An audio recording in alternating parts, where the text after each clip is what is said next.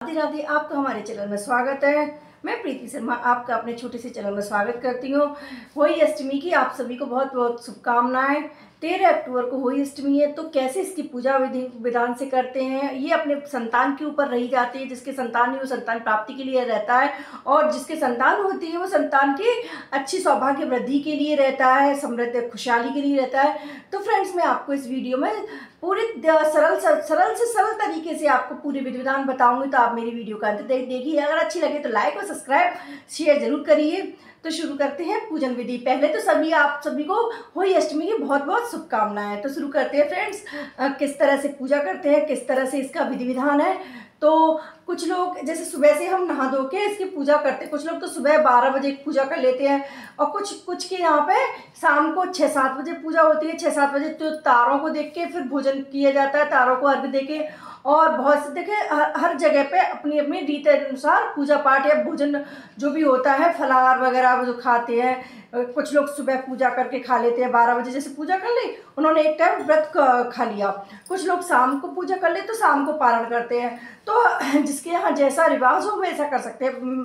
तो मैं इस वीडियो में आपको विधि बताऊंगी। तो हमने एक चौपटा लिया, जगह पे थोड़ी सी जगह जैसे कि साफ जगह करके, और उस पर हल्दी से हल्दी का चौक लगाया। चौक लगा के फिर हमने उससे हल्दी से ऊपर से हल्दी या गोबर से भी उसको थोड़ा सा लीपा, फिर उसके ऊपर हमने आटे से चौक बना दिया। कुछ लोग पटा रखते हैं, कुछ लोग बिना पटा के ही चौक के ऊपर गेहूं का छोटा सा ढेर करके उसके ऊपर होली अष्टमी की माता की कैलेंडर या तस्वीर उनके पास जो भी होती है वो रख देते हैं। तो मेरे पास तस्वीर है तो वो रख देती हूँ, नहीं कैलेंडर होता है तो वो रख देती हूँ। फिर उसको, या फिर हम पटा रखते हैं, पटा के ऊपर हम लाल कलर का कपड़ा लेते हैं, और नहीं बिछाते तो हम सादा भी नीचे रख सकते हैं। पर मैं तो लाल का पूरा अपना जो पटा रख की सारी पूजा विधि विधान से करती हूँ। तो मैं वैसे ही आप लोगों को बताती हूँ। पटा रख के उसके ऊपर लाल कलर का कपड़ा बिछाओ, क्योंकि किसी भी माता की पूजा करते हैं तो लाल रंग का वस्त्र ही बिछाते हैं। फिर उसके ऊपर हमने माता की जो मूर्ति है या कैलेंडर है अपने पास वो रखी। फिर अपने जो 2 मटके लिए, छोटे छोटे से कुल्लड़ टाइप के आते हैं, और मतलब वैसे जो कढ़ाई होते हैं उसी आकार में, जो लोटा होता है उस आकार में, जो मिट्टी के एक, या तो एक मिट्टी का ले लो या एक पीतल या तावे का ले लो। आज और या फिर है ना, दोनों मिट्टी के ही भर सकते हैं। तो एक में अपन पानी भरते हैं, एक में अपन चावल या गेहूं जो भी अपने पास उपलब्ध हो वो भर के एक साइड में, मूर्ति की साइड में पटे पे ही रखते हैं। पटे पे नहीं रख सके तो अपन नीचे भी रख सकते हैं, और उसके ऊपर छोटा सा गेहूं का ढेर करते हैं जिससे वो अच्छे से रख जाए। फिर उसके ऊपर प्लेट रखते हैं, प्लेट के ऊपर जो हमारे पास गेहूं या चावल होते हैं वो रख लेते हैं। और हमारे पास हुई बनाते हैं चांदी की, वो उनके ऊपर हुई की पूजा होती है वो रखते हैं। या उसमें या तो बच्चे के जन्म से उसमें एक एक मोती डाला जाता है, जन्म से लेके, और उसकी शादी होती है तभी दूसरा मोती डाले। कुछ लोग उसमें हर साल मोती एक एक मोती बढ़वाते हैं हुई माता की तस्वीर में, जो माला के टाइप में होती है हुई माता उसको बोलते हैं। तो वो कलश के ओपन कलश को उड़ा देते हैं, वो पहनते हैं। फिर उसके बाद में हम दीपक प्रज्वलित करते हैं। दीपक हम शुद्ध देसी घी का लेते हैं अच्छे से पूजा में, और फिर हम दीपक जलाते हैं। दीपक जलाने के बाद हम हुई माता के जो स्नान वगैरह करा के, फूल वगैरह अर्पित करा, फूल और स्नान कराते हैं उनको। फिर हम उनको हुई माता को वस्त्र स्वरूप उनको चुंदरी उड़ाते हैं, और या चुंदरी ना हो तो कलावे से उड़ा देते हैं। सबसे पहले हम प्रथम पूज्य गणेश जी की पूजा करते हैं, जो कि कैलेंडर में या तस्वीर में गणेश जी छपे होते हैं नीचे। फिर अपन नीचे से जो गणेश जी भगवान होते हैं उनकी पूजा होती है। अगर उसमें ना देखे हो, वैसे देख रखे होते, ना देखे हो तो हम अलग से भी विराजमान कर सकते हैं।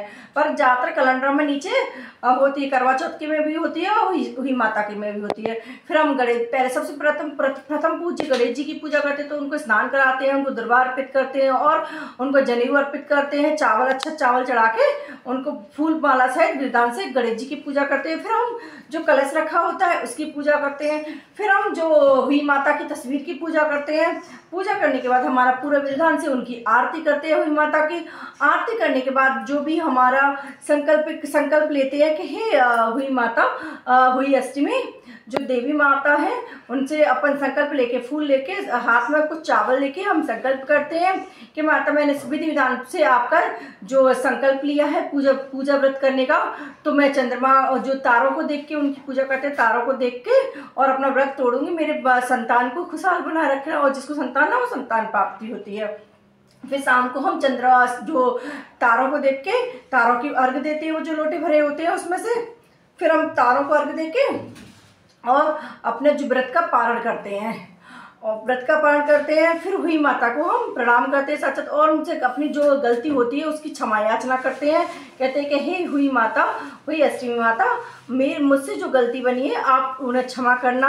और विनम्रता पूर्वक उनको हम नमन करते हैं, कहते हैं कि हे अष्टमी माता, मुझसे जो गलती बनी है उनको क्षमा करना, और उनसे संकल्प लेके हम अपने व्रत का पालन करते हैं। अगर आपको वीडियो अच्छी लगी हो और इसमें कुछ भी यूजफुल लगा हो, समझ में आया हो, तो प्लीज़ वीडियो को लाइक, शेयर और सब्सक्राइब करिए। जो मैं प्रीति शर्मा अपना स्वागत करती हूँ। राधे राधे।